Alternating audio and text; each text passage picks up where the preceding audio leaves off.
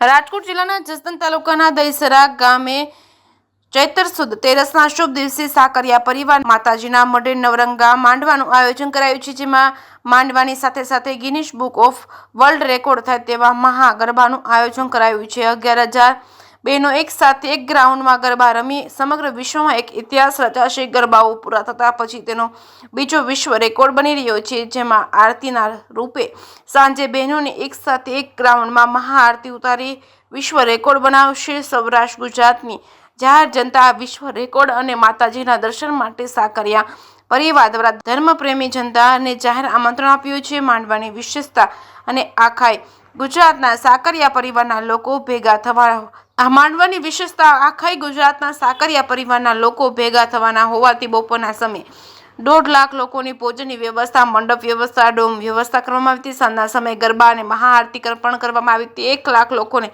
ભોજન પ્રસાદની વ્યવસ્થા કરવામાં આવી હતી। બપોર અને સાંજ સુધી એમ કુલ મળીને 2.5 લાખ લોકો ભોજન પ્રસાદની વ્યવસ્થા કરવામાં આવેલ છે।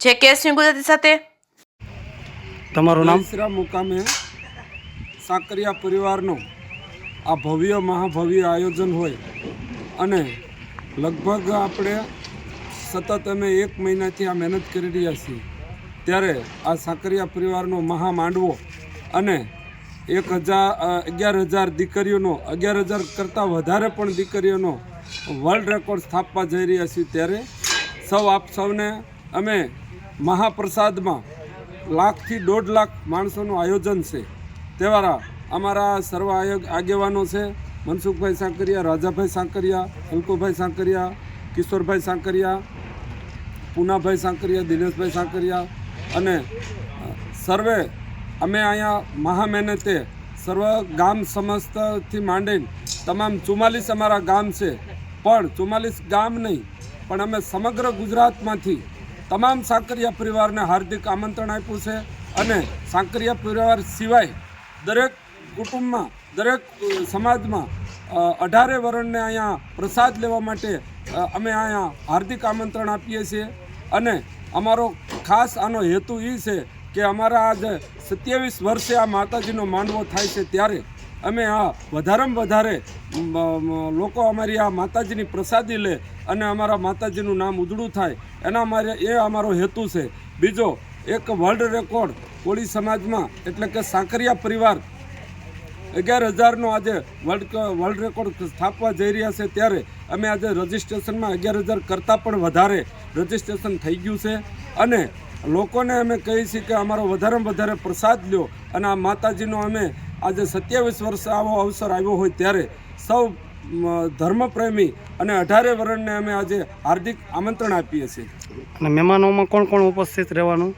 મહેમાનોમાં અમે CM સાહેબને પણ આમંત્રણ આપ્યું છે અને સંસદ સભ્યો, ધારાસભ્યો અને મંત્રીઓને પણ આમંત્રણ આપ્યું છે। તો જેટલા મહેમાનોને એમને એવું કીધું છે કે અમે 24 કલાકમાં જ્યારે અમારો સમય મળશે ત્યારે એક વખત તમારો સમય આપશું જરૂર માંડવામાં।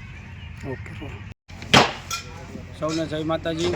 હું ગોરધનભાઈ સાકરિયા, મારું ગામ પીપળિયા ઢોરા।